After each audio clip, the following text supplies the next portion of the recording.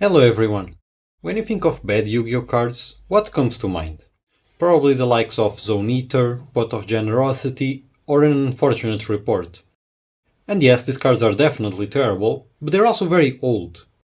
So today I wanted to take a look not at these famously awful cards released a decade or more ago, but at contemporary bad cards. You see, with modern main Yu-Gi-Oh sets having upwards of 100 cards, there's a lot of pack filler that goes unnoticed by the majority of players. Some of these cards can be hidden gems, but a lot of them just end up as worthless bulk selling for 2 cents on card market and TCG Player. For this video, I wanted to explore what were the worst cards released in the TCG in 2025 and if any of them can compete with classics like Tainted Wisdom. Please like and subscribe if you enjoyed the video and let me know what's your favorite bad card of 2025 in the comments. We start with Tempura of Fortune Abby. This is a normal Fire Aqua Pendulum monster with 3 stars and a pendulum scale of 8. Its pendulum effect lets you target any card in your pendulum zone and then toss a coin. If it's heads, you can special summon that card, but if it's tails, you destroy it and take damage equal to its scale times 300. Despite being similar in artwork and sharing both type and attribute with the Suship cards, Tempura of Fortune is, unfortunately, a level 3, meaning it doesn't work with the deck. That means we have to judge it by its pendulum effect, which is, sadly, not very good. Coin tossing effects in Yu-Gi-Oh are very rarely playable, and this is no exception. Of course, destroying a monster in the pendulum scale can be beneficial depending on the archetype, but you can never guarantee the outcome, which makes these cards very unreliable. Rarely will you find yourself in a situation where you'll be okay with either destroying or special summon your scaled monster. And of course, this card also has the weaknesses of most pendulum monsters, so they don't work without a card to pair with them, their effects can be stopped with any kind of back row removal, and anything that blocks the pendulum zones renders your pendulums useless, of course. Now, the reason this card is at number 10, at the very top of the list, is, funnily enough, because it's a low-level normal monster. That means that it benefits from normal monster support, which has become abundant in the past few years. You can search for it with Painful Decision, summon it directly from the deck with Unexpected Die or Primite Roar, you can use it as a requirement for Drill Beam's Negate. Of course, you could also use Elemental Hero Burstinatrix for much the same role, but at least Abby has more attack points. Next up at number 9 we have Fleeting Flower of the Magician. This is a quick play spell that reads: target a face-up spell trap your opponent controls, or a spell trap you control, destroy it, then if you targeted a card you control, you can apply one of the following effects. You can either place a monster from your graveyard in a spell and trap zone as a face-up continuous spell, or add an equip or continuous spell from your graveyard to your hand. Using this card to pop your opponent's back row is mostly a waste, you might as well be playing Twister. You could use it to destroy your own card, preferably one with a floating effect, but the bonus effects you get from this card aren't worth playing it over MST, which can also hit opponent's face down back row. Recycling an equip or continuous spell is only alright, and placing a monster as a continuous spell is just not useful for the majority of decks. Fleeting Flower is just a mediocre card that, even in the most optimal scenarios, is only slightly better than other spell and trap removal cards that are 10 years its senior. Before we move on though, I have a theory about why this card was made. You see, Fleeting Flower is a TCG exclusive, meaning it was, as far as we know, made by the TCG department of Yu-Gi-Oh, which oversees the card game in the western regions of the world. You know what else was made by the TCG? That's right, Genesis format. But what do they have to do with each other?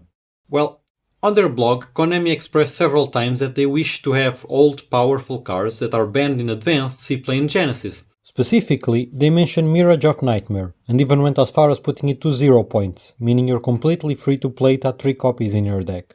In case you don't know, Mirage of Nightmare is a continuous spell that lets you, on your opponent's standby, draw until you have 4 cards in your hand. However, if you do, you'll be forced to discard the same number of cards when your standby rolls back around.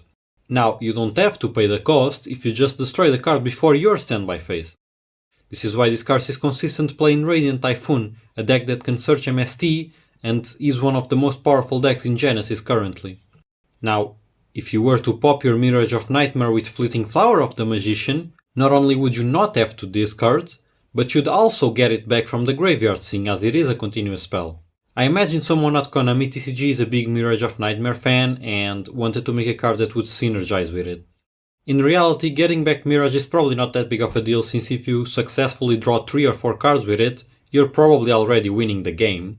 Regardless, this card's release and the introduction of Genesis were so close to each other that I want to believe they're related, even if, there's just no proof of that. And at number 8, we have Otonari Thunder. This is a level 4 light monster which, if you control 2 or more Thunder monsters and it's in your hand or graveyard, you can special summon it but banish it when it leaves the field. It also lets you target one Xyz monster you control to attach 2 level 4 light Thunder monsters from your hand, face-up field and or graveyard to it as material, including this card you control. The Thunder family is a series of level 4 monsters intended to support light Thunder decks. In 2012's Return of the Duelist, we got Pa Thunder, Ma Thunder and Sis Thunder, followed by Bro Thunder in 2017's Duelist Saga. Otonari, meaning neighbor in Japanese, is the latest and perhaps final entry in this series. In the Zexal manga, these cards were used to help make number 91 Thunderspark Dragon, and reading this card helps understand the purpose of Otonari Thunder. You see, Thunderspark Dragon is a rank 4, requiring 3 level 4 monsters, that has the effect to, once per turn, either detach 3 materials to destroy all other face-up monsters on the field, or detach 5 materials to destroy all cards your opponent controls. Since this monster requires exactly 3 level 4s, the only way to get the second effect is to attach 2 extra materials to it after it's been summoned. And that is the purpose of Otonari Thunder, to be an extender that also lets you attach itself and another monster from grave, field or hand to Thunderspark Dragon. Now, this was certainly cool in the manga, but it's obviously not realistic in the actual game, right? Your opponent isn't going to just let you do this big combo that's going to wipe their entire field. You could still use it to attach materials to other Xyz monsters, but that's quite the niche effect that you likely won't have a use for outside of some crazy YouTube combo. You could just use Otonari as a regular extender that can special summon itself from both hand or graveyard, but even then, the fact that it needs 2 or more monsters makes it a bit too cumbersome. It's at the very least somewhat of an improvement over the old Thunder cards, which all require your normal summon to work, but it still needs far too much setup for a modern card, while not having a powerful enough effect on the field to justify it. Regardless, the fact that it works from grave and that it can attach materials to any Xyz monster give it just enough uses to not rank too high in this list. The number 7 card is Shipping Error. It continues the very important lore of Scrounging Goblin by showing him unloading packages of wrongly labeled Moki Mokis, presumably after making them at a Dark Factory. It's also a normal trap card that can be activated in response to your opponent attempting to add a card from deck to hand, changing its effect so that you, the player who activated Shipping Error, instead pick any card from your deck and give it to your opponent, and then they must keep that card revealed. Then, during the end phase, they shuffle it back into the deck and draw one card. Getting the obvious out of the way, this card is inferior to Ash Blossom in just every way possible, but it's not easy competing with the card that's arguably the face of the modern game, so let's see if Shipping Error has any redeeming factors. Assuming you go first and set it, you can successfully stop an opponent's search, giving them the worst cards from your deck instead. You can give them a card you know they won't be able to activate, like an archetypal spell, or even an Ibiru after you've already set up. Even so, the fact they're able to shuffle it for a draw means you're always going to go -1. It's marginally better than something like Drastic Drop-Off, because the opponent doesn't get to even take the card they want out of the deck, but that's about the only thing that Shipping Error really has going for it. If you really want a trap card that negates the search, you're better off using any generic negate, from Solemn Judgment to Iron Thunder. Number 6 belongs to Chevreuil, Hunting Scout of the Deep Forest. This is a level 7 Earth Warrior fusion monster, requiring a level 5 or higher Earth Warrior plus another Earth Warrior monster of any level. It's unaffected by your opponent's activated effects during the main phase only, and forces your opponent to attack the monsters you control with the highest attack. It also lets you, when another Earth Warrior monster you control destroys an opponent's monster by battle, special summon an Earth Warrior monster from your graveyard or banishment. Many attempts have been made at creating an Earth Warrior battle-focused deck. We've had Amazonas, Warrocks, and even a little-known series of cards named the Star Warriors. Unfortunately, these have all largely failed to make an impact on the meta, and Chevreuil is unlikely to change that. Being unaffected during the main phase is a good start. After all, that's part of the reason Tempai was so powerful. Of course, Tempai monsters also did other things, like summoning from the deck, searching very powerful spells, and synchro summoning at quick speed to dodge targeted negation and removal, none of which Chevreuil can do. Instead, it has an attack redirection effect that's a little more than a minor hindrance for your opponent, and an overly conditional reborn that can't even trigger off its own attack. Fusion summoning is very costly, or at least it can be, and this card is just not worth the investment. By itself it does very little besides being at towers during the main phase, and it's not a boss monster, it doesn't help you extend into more plays. In fact, it's likely that the materials you used to make him are overall just better. I should note that this card was released alongside a lackluster quick play fusion spell for Earth Warriors and another Hunting Scout fusion monster, which, despite also not being great, still manages to have a better effect than its brother while also being easier to summon. All in all, I think it's fair to say Chevreuil is not only really difficult to pronounce, but also a pretty bad card. Another unfortunate L for the Warrior gang. At number 5 we have Spring. This is a field spell that reads, once per turn, you can choose any number of your unused main monster zones, and if you do, place that number of season counters on this card. Also, those zones cannot be used while this card is on the field. Monsters you control gain 400 attack for each season counter on this card. Once per turn, during your opponent's end phase, you can take a field spell from your deck that you can place a season counter on and place it face up on your field, but neither player can activate its effects this turn. And if you do, place all season counters on this card on that card. Despite its last effect implying there would be more field spells with season counters, there's still only Spring as of this video, so we'll be judging it based on that. Essentially, what this card lets you do is trade your monster zones for an attack buff, at the price of 1 zone per 400 attack. If the game goes on for long enough and your opponent doesn't remove this card, you can place a second copy during their end phase and, during your next turn, double up on your season counters for a truly scary attack buff.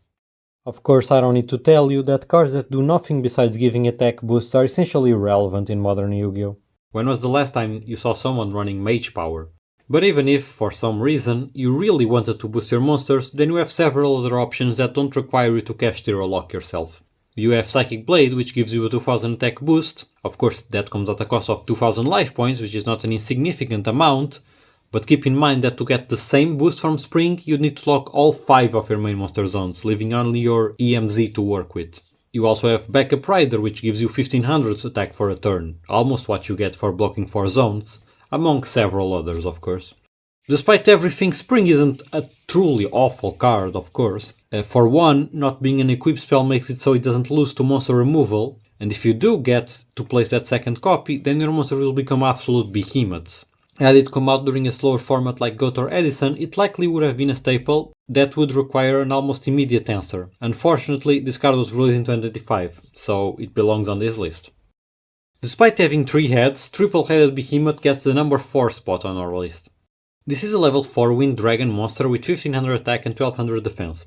Once per turn, if a face-up card you control is destroyed by card effect, even during the damage step, you can special summon it from your hand. Then, if it's normal or special, you can special summon a wind monster from your graveyard during the end phase of this turn, but its attack and defense becomes 1000, and this effect is a once per duel.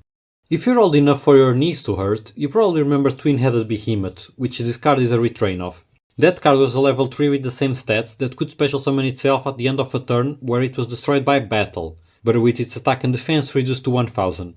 This was actually a very popular card in old formats. Similarly to Treeborn Frog, it was a monster that could set as a blocker and have it come back just in time to be used as tribute fodder during your turn. In fact, this effect was so useful, Twin-Headed Behemoth was the first ever card to get a once per duel restriction, which is also why its 3-headed retrain is also a once per duel. While Twin-Headed enjoyed a great deal of playability during its time, Triple-Headed is very much unlikely to enjoy the same fate.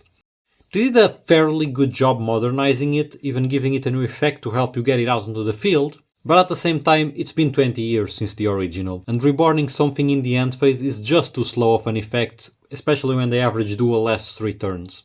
And this is even more true for an unsearchable non-archetypal card. If you just need a wind extender, then you already have Speedroid Terror Top, Take Tomborg, or if you want specifically level 4, Nemesis Corridor or Dynatherium, which are both easier to summon.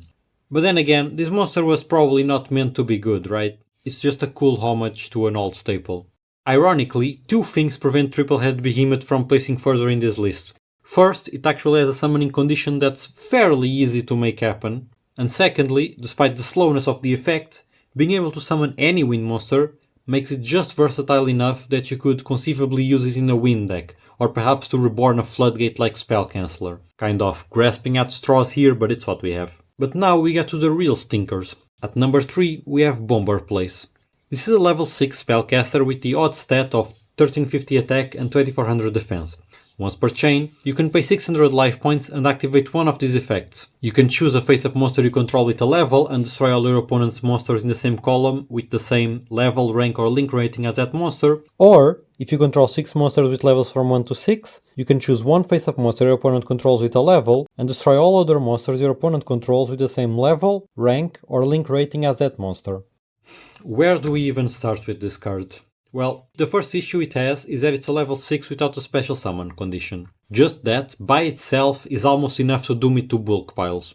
Actual tribute summoning is so rare these days that less than 10% of Master Duel players have tribute summoned more than 20 times. The second problem is that Bomber Place by itself isn't really a threat. It can be easily run over by most normal summons if it's in attack position, and this first effect is quite situational. You'd need monsters on the field that are the same levels as their opponent's monsters, and even if you have them, they can effortlessly play around it by just avoiding the columns with monsters in them. Bomber Place's second effect, while certainly better, requires a lot more effort to set up. It isn't impossible, of course. There are plenty of combos in Yu-Gi-Oh that will get you monsters from level 1 to 5 on the field, with Bomber Place itself sending in for level 6. But the payoff just isn't even worth it. Sure, once per chain destruction is good, but if your opponent is playing a deck with different leveled monsters, then you just put in a lot of effort with nothing to show for it.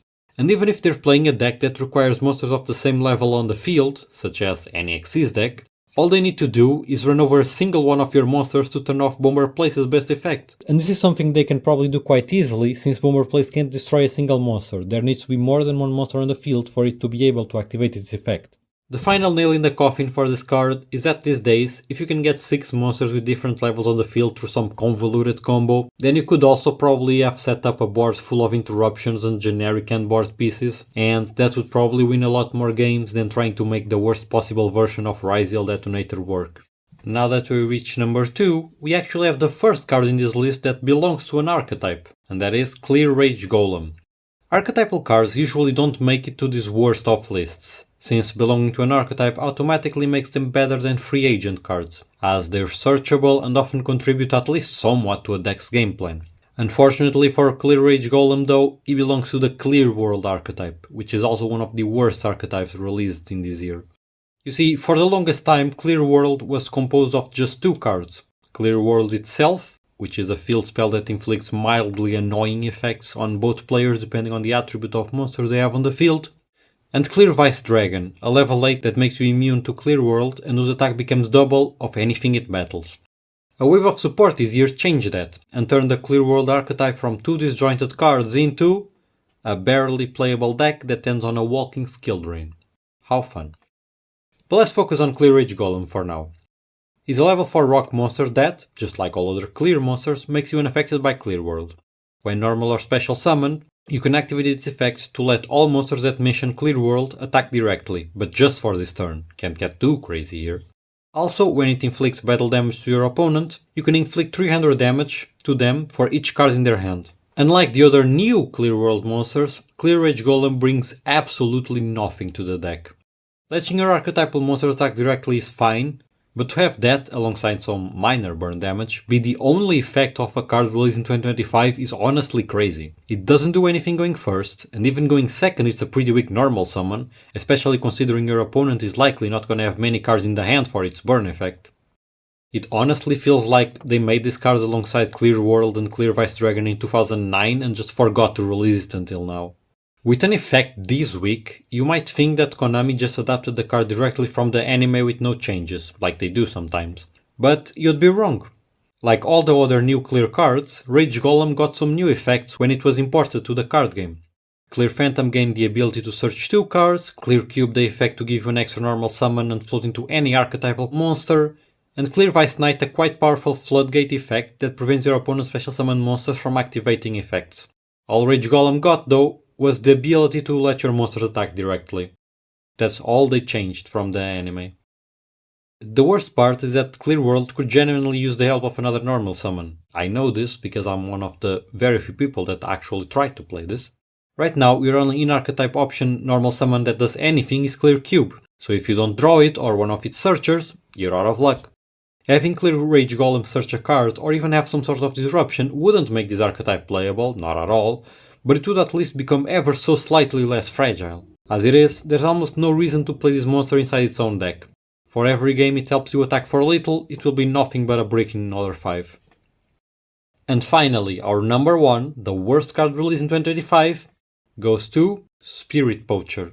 This is a continuous trap that, once per turn during your opponent's standby, lets you either place a monster from your deck in your spell and trap zone as a face-up continuous spell, or lets your opponent special summon a monster card with less original attack than their life points from your spell and trap zone to their field. Then, they pay life points equal to its original attack. Lastly, if an effect monster you own is special summoned to your opponent's field, you can send Spirit Poacher from the spell and trap zone to the graveyard to special summon a level 4 or lower monster from your deck. Before we even get into the effect, this card is a generic continuous trap, and that by itself already cuts its chances of seeing play. Continuous traps are one of the most difficult types of cards to search in the game. As such, in the Yu-Gi-Oh! Of current day, where consistency reigns supreme, the only continuous traps that see play are either searchable, due to being part of an archetype, or very powerful floodgates that gatekeep essential parts of the game from your opponent. Spirit Poacher is neither of these. Now, come with me as we assume the best case scenario. You're going first and you have open Spirit Poacher. At the end of your combo, you set it, and during your opponent's standby, you can activate it to place a monster from your deck as a spell. You could place a Crystal Beast monster in a Crystal Beast deck, since that deck benefits from having monsters in the spell and trap zone as spells. You could even place the Amethyst Cat that's depicted in the art of this card. Of course, if you were playing Crystal Beasts, you'd likely already have done that through the effects of much more powerful cards like Crystal Bond, Golden Rule, or Rainbow Bridge of the Heart. Well, let's look at other options. What about monsters that have a continuous effect that applies while they're continuous spells, like Vigem the Cubic Seed or Pump Princess? Unfortunately, all of these only work if they've been placed in the spell and trap zone by their own effects, so they're out. And so are the Centurions, which need to be placed as continuous traps, not spells, and the artifacts, which only trigger when set. There are a few really good cards that benefit from being continuous spells, such as the Golem that guards the Millennium Treasures or Snake Eyes the Abelstar, but they only work during your own turn, so ideally you wouldn't want to place them using a trap card. No, if you want Spirit Poacher to have any value at all during your opponent's turn, then you only have two options. You can place Maiden of the Millennium Moon or Fiend Reflection of the Millennium. These are both level 4 illusion monsters that, while they're continuous spells, can be summoned to the field if your opponent activates any card or effect, even during their own turn. After being summoned, Maiden makes your level 5 or higher illusion and spellcaster monsters immune to targeting. Fiend Reflection, meanwhile, gives you life points equal to half the attack of a monster on the field. Now, these cards wouldn't be bricks theoretically, since if you draw them you can just use their own effects to place them as continuous spells, but regardless, their effects are pretty lackluster. Maiden is the clear better one, protecting your board from targeting in decks with spellcaster or illusion monsters. But are you really going to play an unsearchable trap card just to give you targeting protection? If that's all you want, you could just play 3 Maiden by itself, and that would give you that protection going first and second. Perhaps Spirit Poacher and Maiden wouldn't be a bad combo in a sealed format, but Yu-Gi-Oh! Doesn't have those. I mean, it took us more than 25 years to get a second official regularly supported format in Genesis. Alright, we've established that the first effect of Spirit Poacher has a use case, even if it's extremely niche and not that useful. What about the second effect? Instead of placing a monster from your deck, you can also make your opponent special summon a monster that you already have in your back row into their field, dealing some damage to them in the process. This requires some setup, but unlike previous cards, there's actually a pretty good payoff. By having your monsters be summoned to the opponent's field, you'll trigger the third and final effect of Spirit Poacher, which lets you summon literally any level 4 or lower monster from your deck. You could summon all manner of powerful floodgate monsters from the deck with this effect, from Thunder King Ryo to Aurora Paragon. Except, I lied, you can't actually do this. That's because the second effect of Spirit Poacher is optional. It says that your opponent can special summon a monster card from your spell and trap zone to their field. And that can means that they can just choose to not do it, which they will, and you will just have burned your effect for nothing. Honestly, this card might as well not have that option, since your opponent can always choose to not do it if they think it's not beneficial to them. Well, we still have the last effect, right? All you need to do is give your opponent any monster you own, and you get a free monster of any level from 1 to 4 from the deck. That's very powerful, right? Well, yes, it's powerful, but summoning any level 4 or lower monster from the deck doesn't immediately make a card good. Have you heard of Battle Royale mode joining? Yeah, exactly. Secondly, this is just to win more. If you're going first and you set up some sort of combo that special summons a monster to your opponent's field, chances are you're giving them a floodgate like Ido or Artifact Mjolnir that already will win the game. There's no need to play 2 extra bricks. Most opponents will just scoop if you prevent them from special summoning and they have like even a modicum of follow-up. Perhaps if this card was a continuous spell, it could work alongside Kaijus, breaking your opponent's board while at the same time summoning Spectre Border or Albas from the deck would be quite powerful. Alas, Spirit Poacher is not a continuous spell, it's a continuous trap, and so it sucks. I would bet good money that this card will never see play in Advance, Genesis, or probably even Master Saga. Now, this isn't the worst piece of cardboard ever printed, it's not even the worst piece of cardboard ever printed in the past few years that Honor would probably have to go to flock together, but still, I'm pretty sure and I'm fairly confident that Spirit Poacher is the worst card of 2025. Don't forget to leave your suggestions for the worst cards of this year down below. And let me know if you like this video. There are still plenty more bad cards that were released this year, so I can make a part 2 if there's demand for it. Thank you for watching.